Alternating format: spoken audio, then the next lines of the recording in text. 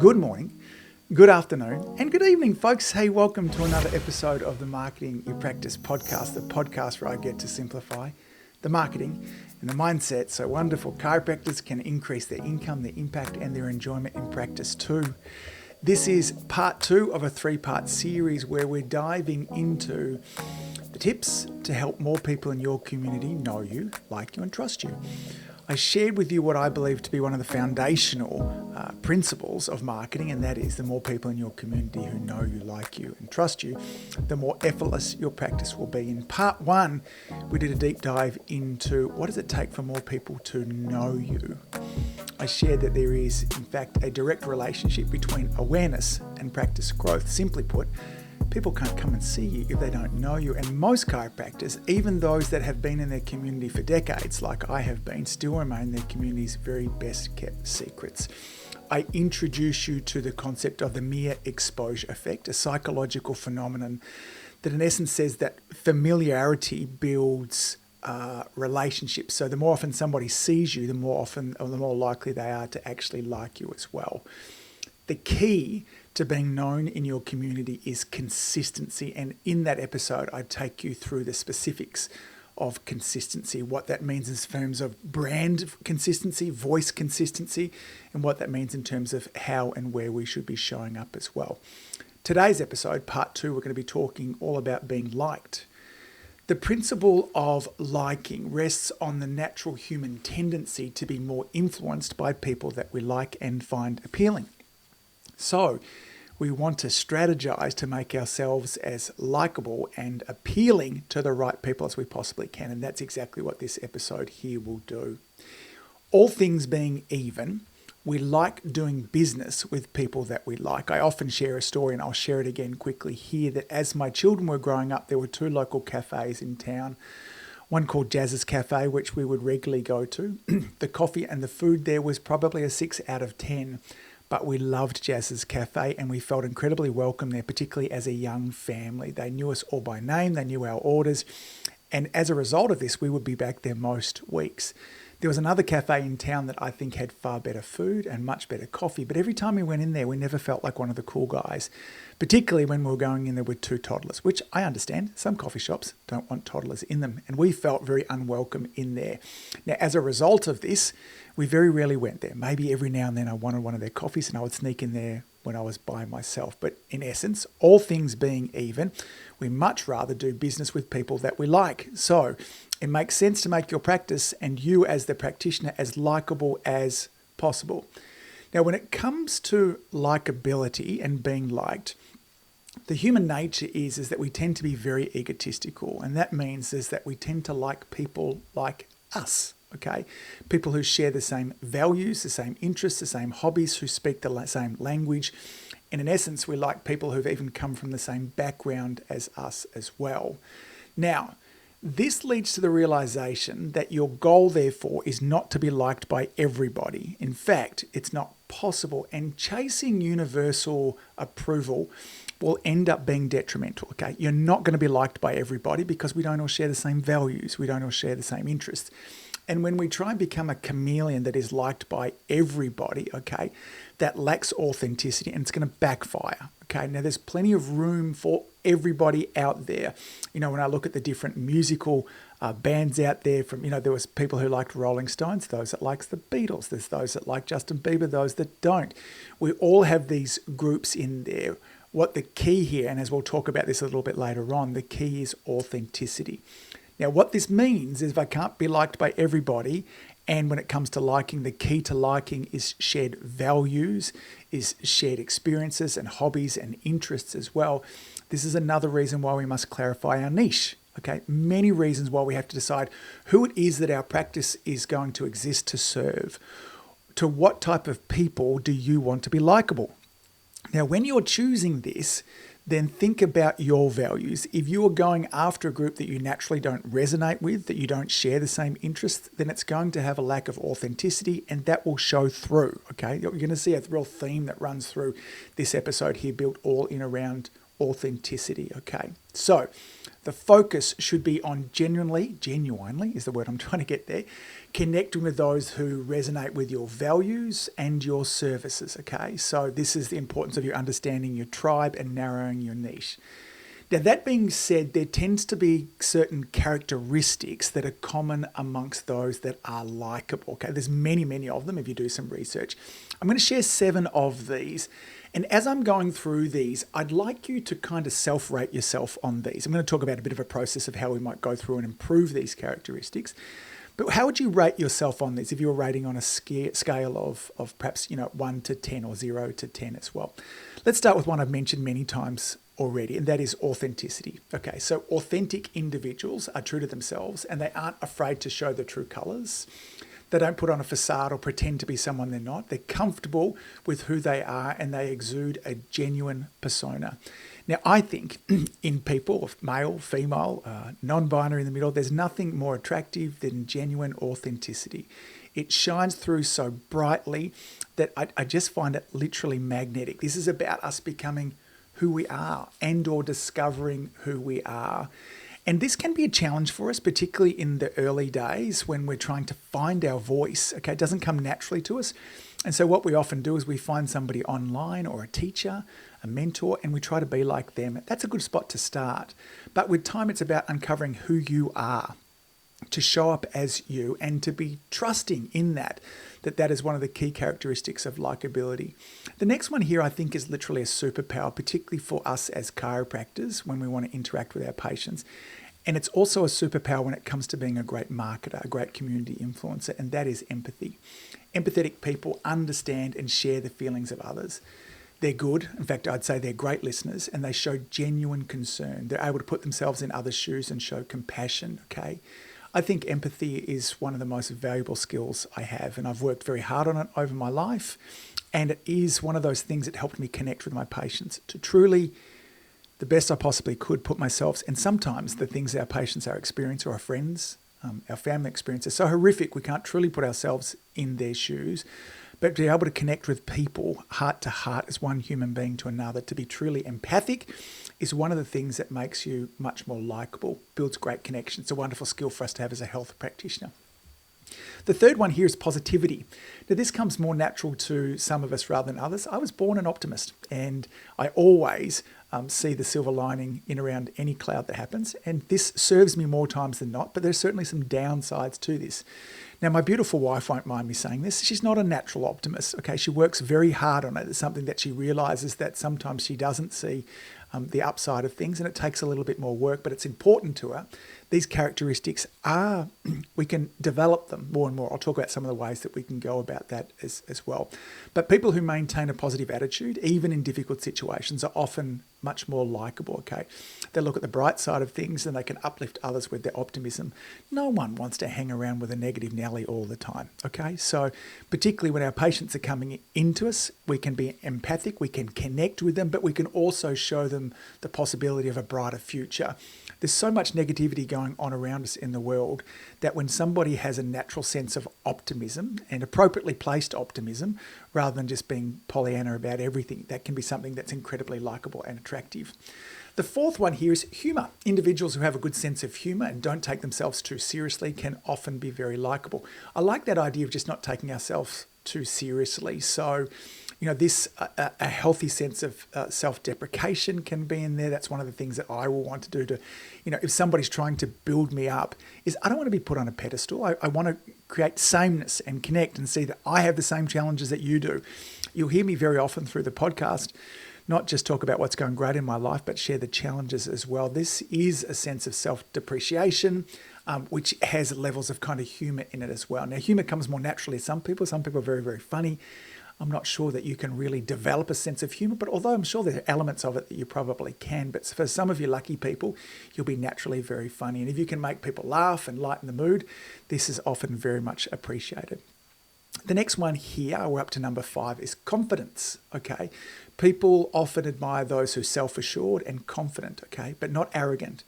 In fact, I was doing a little bit of work a number of months ago looking at the difference between confidence and arrogance. And when we really look at arrogance, it's actually the exact opposite of confident, because arrogant people don't have confidence. And when we can see this in it, it actually allows us to be empathic and connect with them and less judgmental of them, and can connect us to these individuals.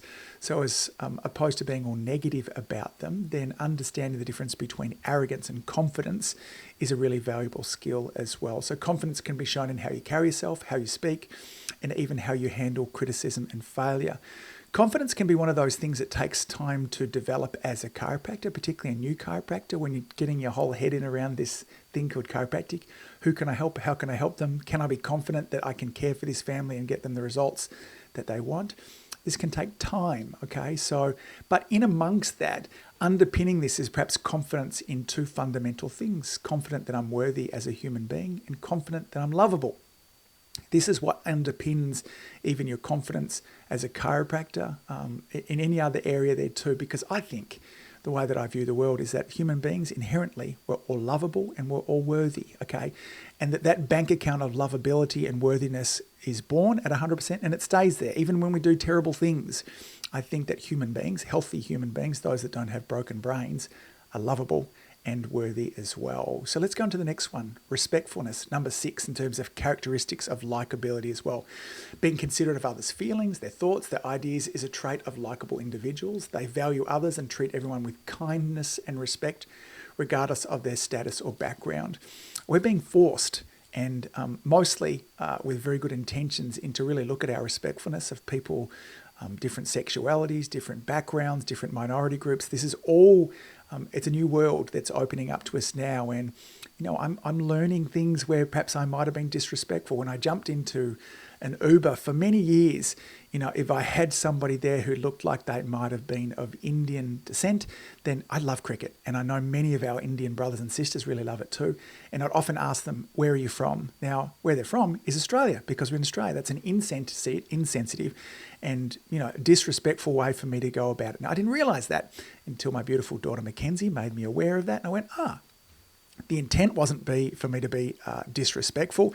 The intent wasn't for me to segregate from there too. The intent was I wanted to chat with someone about the cricket, but I loved it. However, that when we look at these things, intent certainly matters, but it's often how the message is received. It's about us being really respectful. Respectfulness is one of those things that really improves likability. And then the final one here is reliability. Those who are reliable and follow through on their promises are seen as trustworthy and are thus more likable, okay? They stick to their commitments and are always there when needed. Reliability is one of those things that, again, doesn't come natural to me, okay? So I have to work at holding myself accountable. Now, this is reliability to myself and reliability to my customers, clientele, family, friends, loved one, all those things as well. Sometimes I overpromise.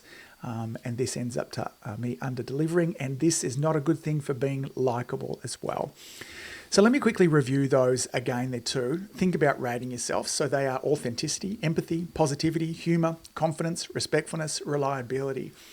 Self-assessing yourself is a good place to start with this too. Well, how would you rate yourself on a scale of 0 to 10? And maybe what you'd want to do too is seek some feedback from others whose opinions that you value. Perhaps get them to rate you and find out, are there areas of improvement for you? How would you go about improving these characteristics? Well, one, I would start with just 1 or 2 of them.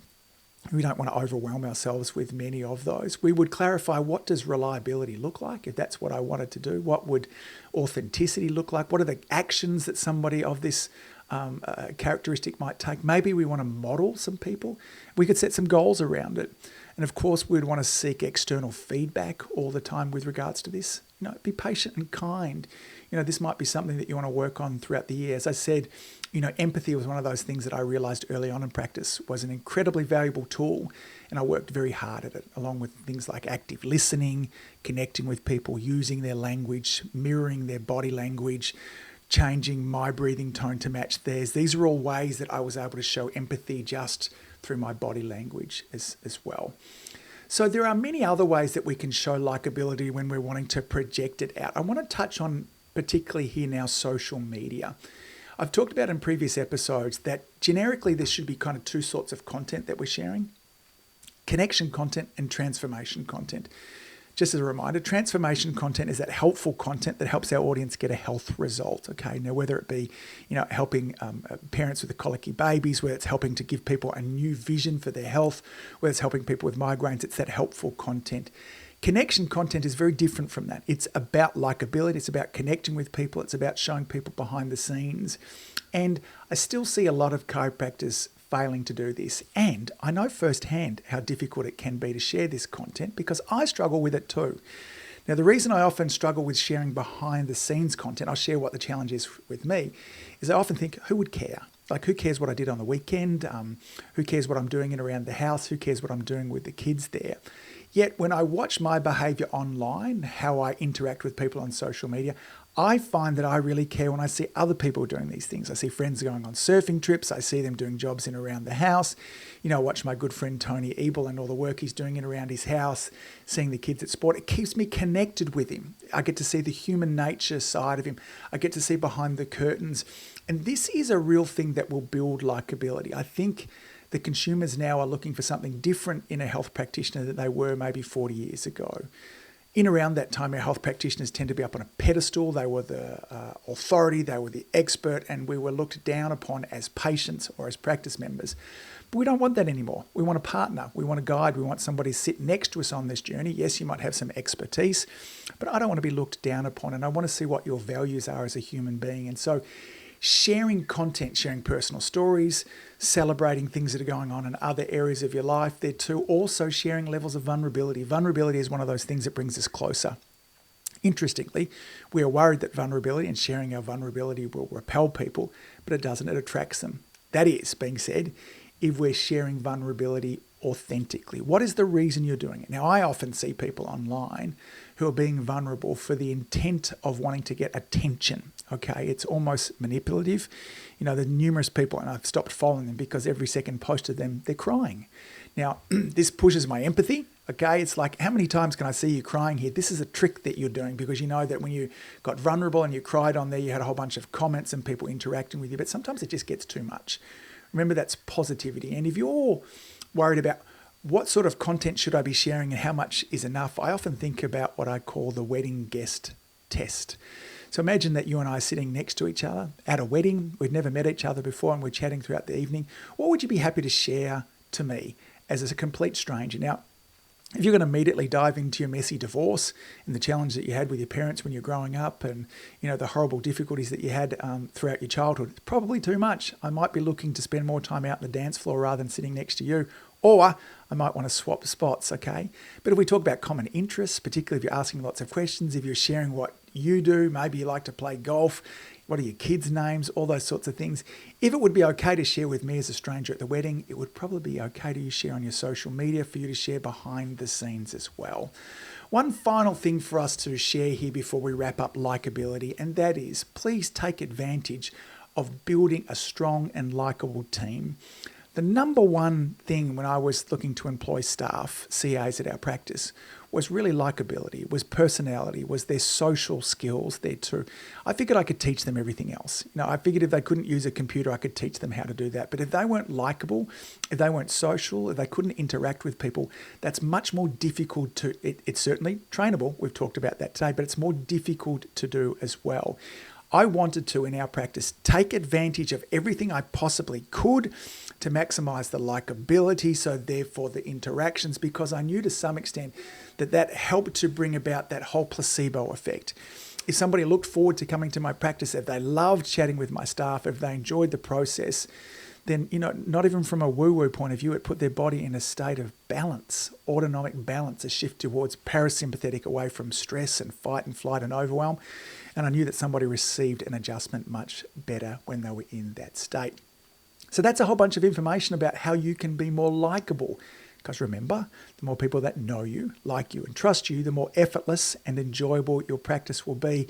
In part 3, we're going to talk about how to build trust.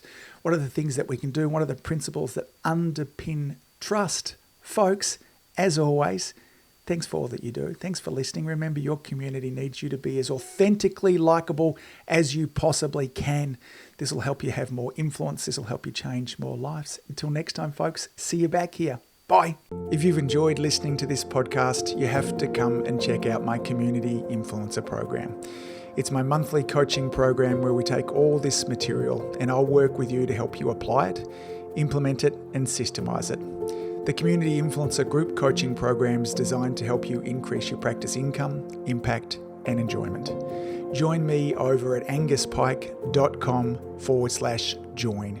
That's anguspike.com/join. I'd love to see you there.